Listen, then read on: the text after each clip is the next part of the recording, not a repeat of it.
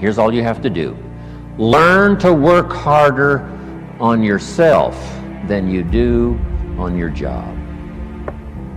Once I understood that philosophy, it totally changed my life.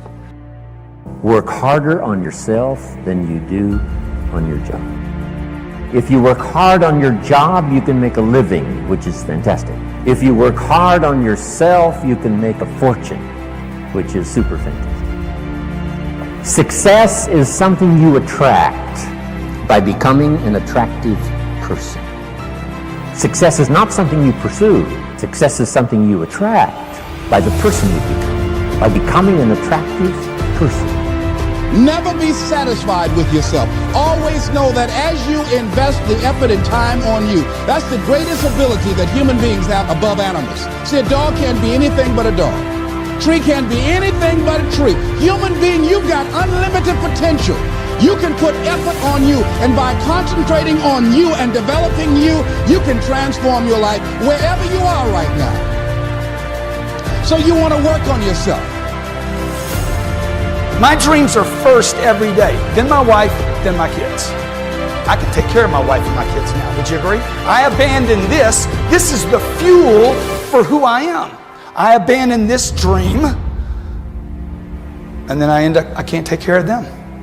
And then I'm going to tell them what? It's all right that you didn't win. No, it's not all right if you don't win. You need to win. How many of you need to win more? Okay? If you don't control your environment, folks, somebody else is going to control your environment. You guys that run teams and run organizations, if you do not control your environment, someone else will control your environment. You are being controlled in your environment right now. If you don't control your environment, it starts with me. When I was 45 years old, I'm like, I'm going to control my environment. I'm going to take every penny I have, all the energy I have, all the resources I have, and I'm going to improve me. If I got to go broke in the process, because I'm already broke. Look, if you're not fulfilled if you're not reaching your full potential every day, you're broke right now. If you find your passion, you're going to have this tremendous energy. It's sustainable energy. But momentum requires you always do the next thing to keep the momentum going. If you believe in what you're doing, that's fuel. It adds more fuel to your fire. You gotta keep going, you gotta keep pushing through, you gotta keep persevering. Because at the end of the day, when you do, and you do, and you do more, you will be amazed at how the universe conspires to help you get to the place that you wanted to get to. So believe in you, block out the shade, and let your sun shine on through. Because it's on you to be you. And the reason you get yourself in a passionate place is so that you change your life, and the only thing that changes your life is making a decision. So while you're in this passionate state, that's where you make decisions. The only way the commitment and the energy and the momentum continues is if you take immediate, massive what, my friend? Massive action is the cure-all. Massive action is the cure-all. That's how you develop yourself. That's how you begin to appreciate what you get. When you're working on a dream, at some point in time, a transition takes place. And the transition is what you are becoming in pursuit of the dream. Because even if you don't get the dream, you become such a strong and powerful person. It will so change your life, you can look at something else and say, well, I think I'll go do this then. Because you have now developed yourself in such confidence and such competence in how to deal in the arena of life that you can move into another area and not miss a beat. Once you begin to discover who you are, then you really realize how you have been given authority and dominion over everything on the face of the earth, including all the dimensions of your life. But you can only do that through the struggle of life. And most people avoid the struggle.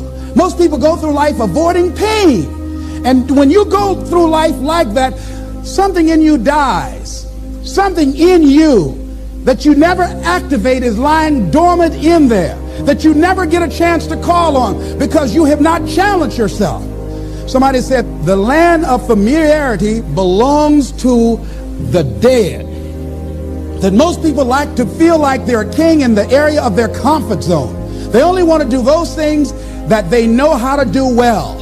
Osborne said, unless you attempt to do something beyond that which you've already mastered, you will never grow. So if you want to begin to grow, you've got to put something out here that you can't reach easily, that has got to make you stretch, got to make you jump for it, got to make you get back a little bit and dig in so that you can take a leap for it. And maybe you jump up there and you miss it and you skin your knees and you come back again and you bust your lip next time.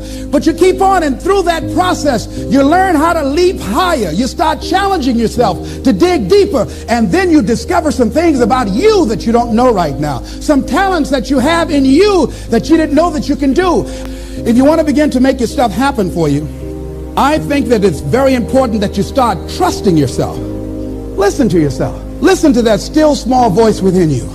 Don't try and make everything logical. There's some things about life that defies logic, that you just can't explain how the outcome is going to be. I think that's why Paul said you've got to learn how to walk by faith and not by sight. That once you begin to trust yourself and your ideas and your instincts, life takes on a whole new meaning, because now I want you to do that feeling that you are led. Just feel, I am led. Ladies and gentlemen, don't give your power away. You don't need anybody to approve your dream. It was given to you. If they can't see it, it's because it wasn't given to them. It was given to you. Hold it, nourish it, cultivate it, work on it. It's yours. It's your baby. Work on it until it comes into fruition. I gave away my power and I said, I'm not going to do that no more. Here's something else for those who make it today. Do what you know is right. Treat people like you want to be treated.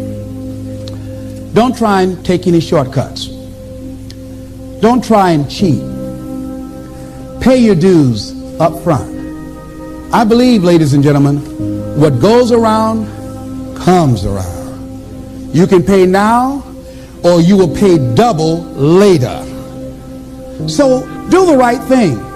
There might be a tendency sometimes, because of the negative part of our consciousness and our own programming, for us to want to say, well, I just do it this time. It won't matter. Won't nobody know. Ladies and gentlemen, everything matters. And you know you're somebody. You know. I'd rather lose out on my dream doing the right thing than to cheat trying to make a shortcut to get to my goal. I want to be able to look myself in the mirror. And that's what you want to do. There's no saying, judge a man not by what he does, but by that he doesn't have to do. And to judge the true quality of a man is what do you do when nobody's looking. See, there's some good out there for you in the universe that has your name on it. And nobody can get your good. It has your name on it. They can't take your stuff. It's your stuff. So when you know that whatever you're seeking, it's also seeking you, you don't worry. You don't run scared. You don't think somebody's going to take it from you. You listen to your inner voice, and you always take the high road. There will be the tendency, the natural inclination to take the low road. You must resist that. Repeat after me, please. I will always take the high road. I will always take the high road. And do the right thing. And do the right thing. No matter what. Take action. Not hasty if it isn't required. But don't lose much time. Here's the time to act. When the idea is hot and the emotion is strong. That's the time to act. You say, Mr. Rohn, I'd like to have a library like yours. See if you feel strong about that. What you got to do is get the first book and then get the second book. Before the feeling passes and before the idea gets dim, action pronto. Action immediate. Action as soon as possible. Because if you don't, here's what happens. We call it the law of diminishing intent. We intend to when the idea strikes us. We intend to when the emotion is high. But now if you don't translate that into action fairly soon, now the intent starts to diminish. And a month from now it's cold. A year from now, can't be found. So act. Set up a discipline when the emotions are high and the idea is strong and clear and powerful. That's the time to set up the discipline. Somebody talks about good health and you're stirred. Says, right, I need to get a book on nutrition. Get the book before the idea passes and before the emotion gets cold. Go for the book. Start the library. Start the process. Fall on the floor. Do some push-ups. Action. Got to take action. Otherwise, the wisdom is wasted. Otherwise, the emotion soon passes. unless you put it into a disciplined activity. Capture it. Disciplines is called how to capture the emotion and how to capture the wisdom and translate it into equity. Disciplines. Now here's what's important about disciplines. All disciplines affect each other. In fact, here's a good philosophical phrase. Everything affects everything else. Nothing stands alone. Don't be naive in saying, well, this doesn't matter. I'm telling you, everything matters. There are some things that matter more than others, but there isn't anything that doesn't matter. Key to take home. Every letdown affects the rest of your performance. Every letdown affects the rest. This is part of the educational process on personal development. If you don't take the walk around the block, you probably won't do the apple a day. If you don't do the apple a day, you probably won't start building your library. If you don't build your library, you probably won't keep a journal, and you won't take pictures, and then you won't do this, you won't do wise things with your money, won't do wise things with your time, won't do wise things with your possibilities and relationships, and the first thing you know, 6 years of that accumulated, and we say you have messed up. So the whole key to reversing that process now is to start picking up these disciplines. Now here's the positive side. Every new discipline affects the rest of your disciplines. Every new one affects the rest. That's why action is so important. The least action, the smallest action. Take it. Because when you start accomplishing and the value starts to return from that one action, it'll inspire you to do the next one and the next one and the next one. You start walking around the block, it'll inspire you to get an apple. Get an apple, it'll inspire you to get a book. Get a book, it'll inspire you to get a journal. Get a journal, it'll inspire you to grow, develop some skills. All disciplines affect each other. Every lack affects the rest. Every new affects the rest. The key is to diminish the lack and set up the new. And you've started a whole new life process. Also, one more thought on discipline. Here's the greatest value of discipline. Self-worth, self-esteem. People are teaching self-esteem these days, but they don't connect it to disciplines. The least lack of discipline, and it starts to erode our psyche. One of the greatest temptations is to just ease up a little bit, right? The slightest lack of doing your best starts to erode the psyche. Instead of doing your best, doing just a little less than your best. Sure enough, you say, well, it's just going to affect my sales. No, it's going to affect your consciousness. It's going to affect your philosophy. Now you've begun in the slightest way to affect your own philosophy. Here's the problem with the least neglect. Neglect starts as an infection. And if you don't take care of it, it becomes a disease. And one neglect leads to another. And the worst of all, when neglect starts, it diminishes our self-worth, our self-confidence, our self-value. You say, well, how can I get back my self-respect? I'm telling you, you don't have to go to 29 classes. All you have to do is start the smallest discipline that now corresponds to your own philosophy, like I should, and I could, and I will. No longer will I let neglect stack up on me so that I will have the sorry scenario 6 years from now, giving some excuse instead of celebrating my progress. That's the key to discipline. Okay? Let's get kids involved in the least of disciplines. One more, and then one more, and then another one, and then another one, and then some more. And the first thing you know, you're starting to weave the tapestry of a disciplined life into which you can pour more wisdom and more attitude and more strong feeling, more faith and more courage. Now you've got something, a vessel in which to put it. And now the equities start to flow.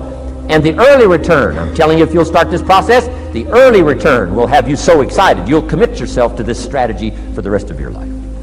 You'll never go back to the old ways. Join a new crowd. Join a new group. The disciplines to do it. Take action. I recommended the last time I was here the little book, Richest Man in Babylon, and I said I've lectured now to over 3 million people in the last 33 years, and I've recommended this little book to almost all of them, I think. Guess how many have actually gone and got this little book? Answer, very few. My best guess is 10%. Such an easy thing to do. In that last seminar, right, I suggested this little book, number one, is easy to find. Number two, it's easy to buy. The most you can pay for it, $6, $7, $8. You can borrow that from your kids. And number three, it's easy to read. It's in story form. That's why I use it for teenagers, teaching them how to be rich by 40, 35 if you're extra bright, much sooner if you find a unique opportunity. But if it's easy to find and easy to buy, and if it's easy to read, why wouldn't everybody go get it? We don't know. What do you know? You don't know. I don't know. Nobody knows. Here's how profound it is. Some do and some don't. Now here's the numbers. About 10% do. 90% don't or won't. We don't know the mystery of that. And I'm telling you, 10 years from now, those numbers will still be the same. 10% will, 90% won't. The numbers don't change. Only the faces change. You're looking at one of the faces. I used to belong to the 90% who couldn't be bothered even if it was easy.